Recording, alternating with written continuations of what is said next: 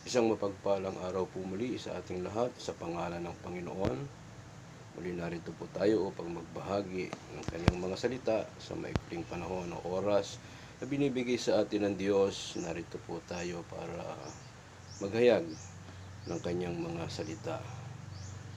Sa ating panahon, kapatid at kaibigan, nais ko po nating magkaroon ng pagkakataon na hindi po masayang ang bawat oras, araw sa ating buhay. Una sa lahat, naman ang ating ginagawa, huwag po natin kakalimutan magpasalamat sa Diyos. Anumang bagay ang dumarating sa buhay natin, pasalamatan natin ang Panginoon. Sa pagkakataong ito, nawa ang kanyang gabay, ang banal na Espiritu, ang ating panalangin upang magbigay ng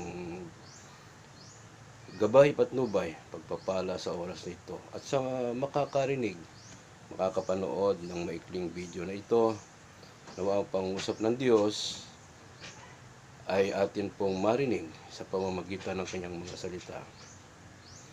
Salamat sa oras at pagkakataon.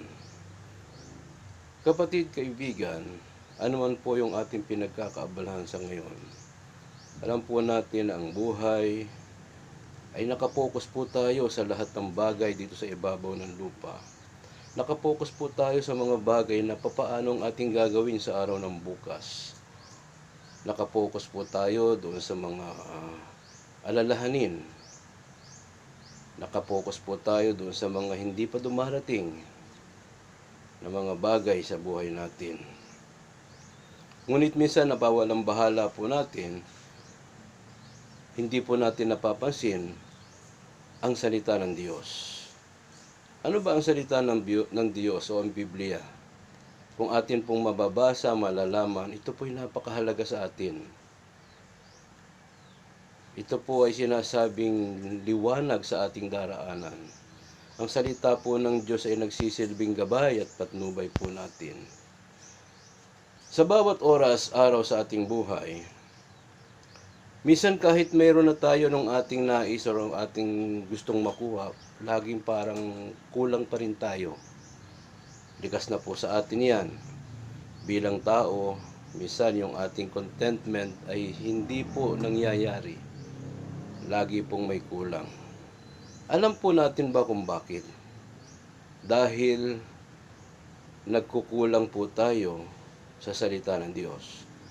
Maging sinabi nga po mga kapatid ng ating Panginoon, hindi lamang sa tinapay nabubuhay ang bawat isa sa atin o ang mga tao, kundi sa bawat salitang lumalabas sa bibig ng Diyos. So pagtutuunan natin ang kanyang mga salita, ano po ba sinasabi? Ito pong isang talata, sinasabi po sa aklat ng Hebreo 4:12, sapagkat ang salita ng Diyos ay buhay at mabisa at matalas kaysa alinmang tabak na may dalawang talim.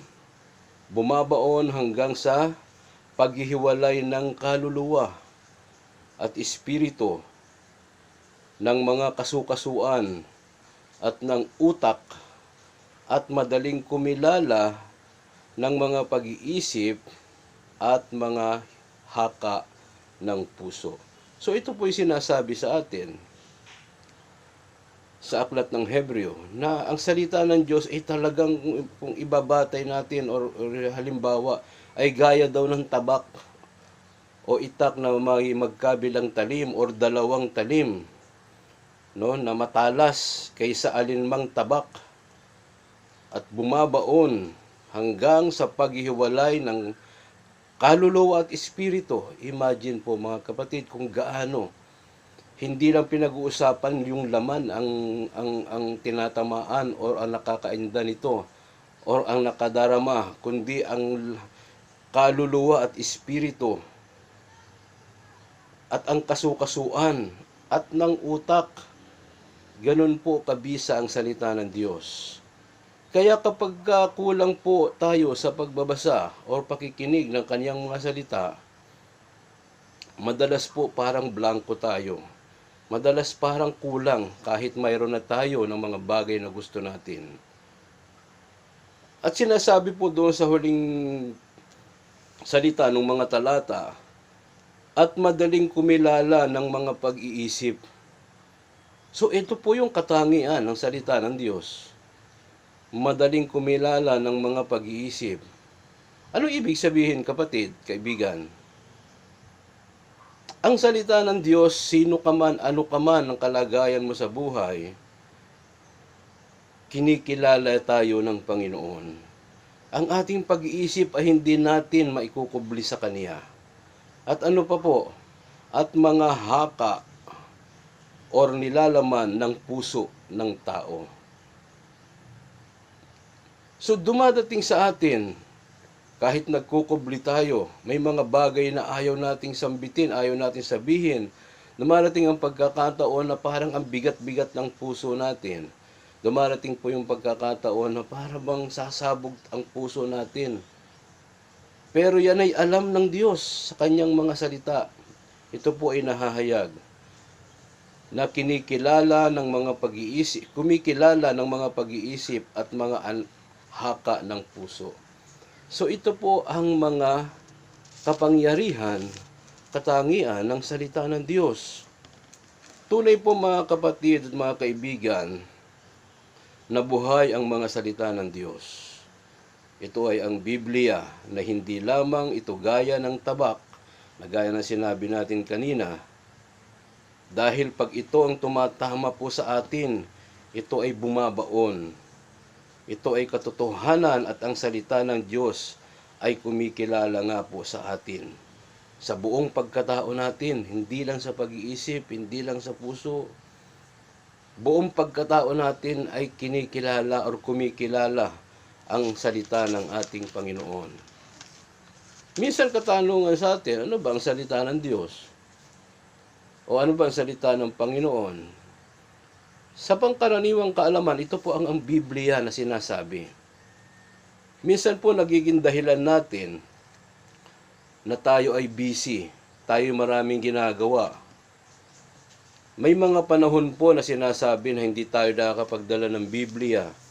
Hindi naman kinakailangan na from time to time, bit-bit mo, yung sinasabi mong Biblia, o isang aklat o libro na kung ating ilalarawan. Sa panahon ngayon, kapatid, kahit saan ka, kahit anumang ginagawa mo, pag dumating ang break time, pag dumating yung pagpapahinga, lahat naman halos ng tao ngayon may gadget, may cellphone, computer. Bakit hindi ka mag-download ng Bible? Bakit hindi mo gawin na mag-download ka sa iyong gadget upang saan ka man naroon, makapagbasa ka ng kanyang mga salita? Dahil noon, nung mga panahon nga, nung araw, bago ka magkaroon ng Biblia, na maganda-gandang klaseng Biblia na yung gagamitin, talagang pupunta ka sa National Bookstore o sa Christian Bookstore para bumili. Medyo may kamahalan. Pero ngayon, kahit sa cellphone mo lang, anumang gadget mayroon ka, pwede kang maglagay ng Bible. So, ibig sabihin, kapatid, kaibigan, hindi na tayo magkakaroon ng katuwiran na hindi natin mababasa o kung tayo nasaan man nagpupunta. Dahil pwede nating bitbitin yan. At anytime, may pagkakataon, pwede nating basahin. Kaya sabi nga sa panahong ito, maaaring nakapokus tayo sa mga bagay na pang-araw-araw. Ano po iyon? Sa iyong pag-aaral or pagtatrabaho. Hindi man ay pagninegosyo. Kaya ang tanong, may panahon ka pa ba sa salita ng Diyos? Napapakinggan mo pa ba? O nababasa mo pa ba ang kanyang mga salita? O ang Biblia na sinasabi po na pinag-usapan po natin? Huwag mong hayaan na maging huli na, kapatid. Huwag po nating hayaan, kapatid, kaibigan, na maging huli ang lahat. Na kung wala na tayong panahon o oras, kung tayo mahina na or may karamdaman, tsaka pa natin na naisin ang bagay na ito. Na magbasa ng kanyang mga salita, magbasa ng Biblia, habang ikaw ay may pagkakataon, bigyan mo ng oras ang kanyang mga salita.